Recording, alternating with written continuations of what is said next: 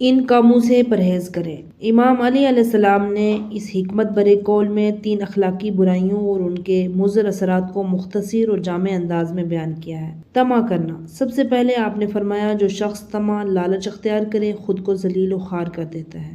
طمع اور اس کے اثرات۔ طمع کا مطلب اپنی جائز حدود سے زیادہ کی خواہش، دوسروں کی نعمتوں پر نظر رکھنا۔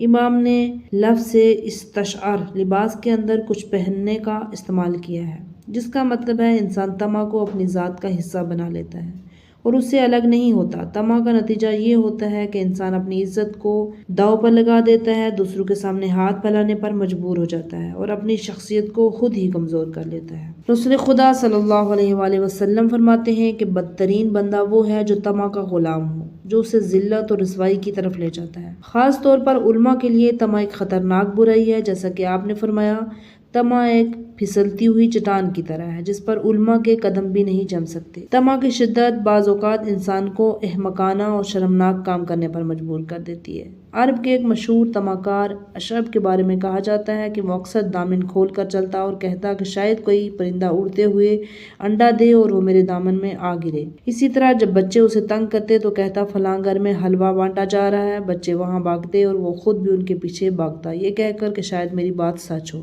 یہ کہانیاں خواہ حقیقت ہوں یا محض حکایت طمع کی برائی اس کے ذلت آمیز اثرات کو واضح کرتی ہیں۔ قناعت طمع کا مقابلہ۔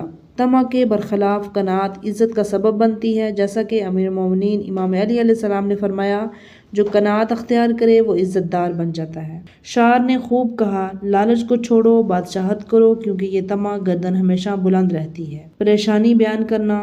پھر امام علیہ السلام نے فرمایا جو شخص اپنی پریشانیوں کو دوسروں کے سامنے بلا وجہ بیان کرتا ہے وہ اپنی ذلت پر رضامند ہو جاتا ہے۔ اس کا مطلب یہ نہیں کہ انسان کبھی بھی اپنی مشکلات بیان نہ کرے۔ اگر کوئی شخص اپنی پریشانی کسی طبیب، قاضی یا دوست کے سامنے رکھے تاکہ علاج، انصاف یا مدد حاصل کرے تو یہ عمل قابل مذمت نہیں، لیکن اگر کوئی اپنی تکالیف ایسے لوگوں کے سامنے بیان کرے جو انہیں حل کرنے کی صلاحیت نہیں رکھتے تو اس کا نتیجہ محض ذلت اور سرفندگی ہوگا۔ ایسے مواقع پر انسان کو صبر اور خویشتن داری کا مظاہرہ کرنا چاہیے اور بلا وجہ شکایت سے گریز کرنا چاہیے۔ زبان پر قابو نہ رکھنا۔ امام علیہ السلام فرماتے ہیں کہ جو شخص اپنی زبان کو اپنے اوپر حاکم بنا لے وہ اپنی شخصیت کو ذلیل کرتا ہے۔ یہ نصیحت اس حقیقت کی طرف اشارہ کرتی ہے کہ زبان کو عقل کے تابع ہونا چاہیے، نہ کہ عقل کو زبان کے۔ اگر زبان عقل اور تقویٰ سے خالی ہو بولے تو یہ بہت سی مشکلات کا سبب بن سکتی ہے۔ غیر ضروری اور بغیر سوچے سمجھے الفاظ دوسرے لوگوں کو ناراض کر سکتے ہیں، اختلافات پیدا کر سکتے ہیں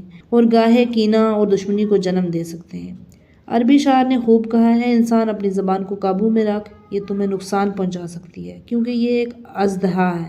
کتنے ہی لوگ اپنی زبان کے باعث قبرستان میں جا چکے ہیں۔ تینوں عادت کا مشترکہ نتیجہ ذلت ہے۔ امام علی علیہ السلام کہتے ہیں کہ طمع، بلا وجہ شکایت، زبان پر قابو نہ رکھنے کو ایک ساتھ ذکر کیا گیا ہے کیونکہ یہ تینوں عادات انسان کو ذلت اور بے قدری کی طرف لے جاتی ہیں۔ طمع انسان کو دوسروں کے سامنے جھکنے، اپنی عزت کھونے پر مجبور کرتی ہے۔ بے فائدہ شکایت انسان کو کمزور اور ذلیل ظاہر کرتی ہے۔ زبان پر قابو نہ ہونا انسان کو معاشرے میں بے وقت بنا دیتا ہے۔ 4 اخلاقی اور سماجی کمزوریاں۔ امام علی علیہ السلام نے اس حکیمانہ کلام میں انسان کی 4 بڑی اخلاقی اور سماجی کمزوریوں کی نشاندہی کی ہے اور ان کے نقصانات کو واضح کیا ہے تاکہ انسان ان سے بچ سکے۔ بخل، ننگوار۔ امام فرماتے ہیں کہ بخل ننگوار ہے۔ بخل اس کیفیت کو کہتے ہیں کہ انسان خدا کی عطا کردہ نعمتوں کو دوسرے کے ساتھ بانٹنے سے انکار کرے، چاہے اس کے پاس ضرورت سے زیادہ وسائل موجود ہوں۔ اس کے برعکس سخاوت ایک ایسی خوبی ہے جو انسان کو اپنی ضروریات کو بھی دوسروں کے لیے قربان کرنے پر آمادہ کر دیتی ہے۔ بخل کے نقصانات۔ نفرت کا باعث۔ بخیل شخص سے لوگ نفرت کرتے ہیں اور قریبی دور کے لوگ اس سے دور رہتے ہیں۔ سنگ دلی۔ بخل دل کو سخت کر دیتا ہے کیونکہ بخیل مستحقین کی فریاد کو نظر انداز کر سکتا ہے۔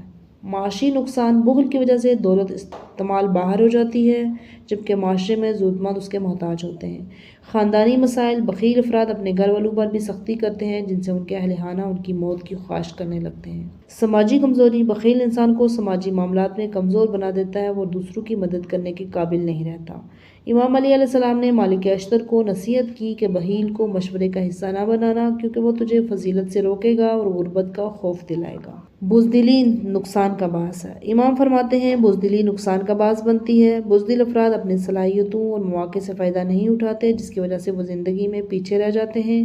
جب ان کا دین، جان، عزت یا ملک خطرے میں ہو تو یہ میدان جنگ میں جانے کے بجائے معذوروں اور کمزوروں کی صفت میں شامل ہو جاتے ہیں۔ بزدلی کے نقصانات: بزدل لوگ نہ کوئی اہم کامیابی حاصل کرتے ہیں، نہ ہی ترقی کے اعلیٰ مقام تک پہنچتے ہیں۔ وہ جہاد اور اجتماعی بھلائی کے کاموں میں حصہ نہیں لیتے۔ امام محمد باقر علیہ السلام فرماتے ہیں جس میں بخل، حسد اور بزدلی ہو وہ حقیقی ایمان تک نہیں پہنچ سکتا۔ مومن کبھی بزدل، بخیل اور حریص نہیں ہوتا۔ امام علی علیہ السلام نے مالک اشتر کو نصیحت کی ڈرپوک افراد کو اپنے مشورے کا حصہ نہ بنانا، کیونکہ وہ ہمیشہ کمزور فیصلے کریں گے۔ غربت شخصیت کا دباؤ: امام فرماتے ہیں غربت عقل مند کو اپنی دلیل پیش کرنے سے گونگا کر دیتی ہے۔ غربت انسان کے لیے دو بڑے مسائل پیدا کرتی ہے۔ احساس کمتری: غربت کی وجہ سے انسان اپنی بات کہنے سے جھجکتا ہے، چاہے وہ کتنی ہی معقول ہو۔ معاشرتی بے قدری: دنیا پرست لوگ عموماً غربا کی بات کو اہمیت نہیں دیتے، کیونکہ وہ صرف دولت مندوں کو عزت دیتے ہیں۔ اسلام میں غربت سے بچنے کی تلقین کی گئی ہے تاکہ انسان اپنی عزت وقار کو برقرار رکھ سکے۔ غربت میں اجنبیت: امام فرماتے ہیں فقیر اپنے ہی شہر میں غریب ہوتا ہے۔ غربت انسان کو معاشرتی طور پر اجنبی بنا دیتی ہے، کیونکہ دنیا پرست لوگ غربا سے دوری اختیار کرتے ہیں۔ اس کے برعکس مالدار افراد جہاں بھی جائیں ان کے ارد گرد لوگ موجود ہوتے ہیں۔ غربت اور قناعت کا فرق: اسلام میں بعض روایت میں غربت کی مدح کی گئی ہے، لیکن اس کا مطلب اللہ کے سامنے عاجزی اور قناعت ہے، نہ کہ بے بسی۔ امام علی کی یہ حکمت آموز نصیحت ہمیں چار بڑی کمزوریاں بخل، بزدلی، غربت اور اجنبیت سے دور رہنے کی تلقین کرتی ہے۔ لہٰذا بخل کے خلاف سخاوت اپنائیں، بزدلی کے خلاف بہادری کو اختیار کریں، غربت سے نجات کے لیے جدوجہد کریں اور قناعت اور سادگی کو زندگی کا حصہ بنائیں۔ مضبوط اور صابر رہو: امام علی فرماتے ہیں کہ اپنے اس حکمت بھرے کلام میں 5 اہم صفات انسانی کا ذکر کیا ہے، جن میں سے 1 منفی اور 4 مثبت ہیں۔ آپ نے ان صفات کے اثرات کو نہایت ہی مختصر مگر جامع انداز میں بیان کیا ہے۔ عجز کمزوری ایک آفت ہے: امام فرماتے ہیں عجز ایک آفت ہے۔ عجز ذہنی کمزوری یا ناتوانائی جو کسی بھی مشکل میں ہو، چاہے علمی ہو یا جسمانی ہو یا فکری، یہ انسان کی زندگی کی سب سے بڑی آفتوں میں سے ہے۔ عاجز انسان ذلیل و خوار رہتا ہے اور زندگی میں پیچھے رہ جاتا ہے۔ عجز اکثر انسان کی اپنی غفلت یا بے عملی کا نتیجہ ہوتا ہے، جیسا کہ امام نے فرمایا جب کاہلی اور ناتوانائی ملتے ہی تو ان کا نتیجہ غربت۔ صبر شجاعت کی علامت ہے: امام فرماتے ہیں صبر شجاعت ہے۔ صبر کا مطلب یہ ہے کہ انسان گناہوں کے مقابلے میں ثابت قدم رہے، اطاعت خدا میں استقامت دکھائے، مصائب کا سامنا ہمت اور شجاعت کرے۔ رسول خدا نے فرمایا صبر 3 قسم کا ہے: مصیبت پر اطاعت اور گناہوں سے رکنے پر۔ صبر کی مثالیں مسلمانوں کی ابتدائی تاریخ میں ملتی ہیں، جب انہوں نے شعب ابی طالب کی سختیوں، ہجرت کے مصائب، میدان جنگ کی مشکلات کا بہادری سے مقابلہ کیا۔ زہد اصل دولت: امام فرماتے ہیں زہد اصل دولت ہے۔ زہد یعنی دنیاوی مال و دولت سے بے نیازی، جو حقیقی معنوں میں انسان کو سب سے بڑی دولت عطا کرتی ہے۔ زاہد وہ شخص ہے جو دنیا کی چمک دمک کا غلام نہ ہو، چاہے اس کے پاس مال ہو یا نہ ہو۔ رسول اللہ نے امام علی علیہ السلام سے فرمایا اے علی، اللہ نے تجھے زہد کی زینت عطا کی ہے، جو اس کے نزدیک سب سے محبوب زینت ہے۔ تقویٰ گناہوں سے بچاؤ کا ذریعہ ہے: امام فرماتے ہیں تقویٰ ایک صبر ہے۔ تقویٰ یا ور انسان کو گناہوں اور برائیوں سے محفوظ رکھنے والی ایک ڈال ہے۔ یہ انسان کے دل میں اللہ کا خوف پیدا کرتا ہے، جو اسے گناہوں سے روکتا ہے۔ رسول اللہ نے فرمایا ہر چیز کی بنیاد ہوتی ہے اور ایمان کی بنیاد تقویٰ ہے۔ رضا بہترین ساتھی ہے: امام فرماتے ہیں رضا بہترین ساتھی ہے۔ رضا یعنی اللہ کی تقدیر پر راضی رہنا انسان کو سکون اور اطمینان عطا کرتا ہے۔ رضا کا مطلب یہ نہیں کہ انسان کوشش نہ کرے، بلکہ یہ کہ اپنی بھرپور کوشش کے بعد جو کچھ ہوا اسے اللہ کی مرضی سمجھ کر قبول کرے۔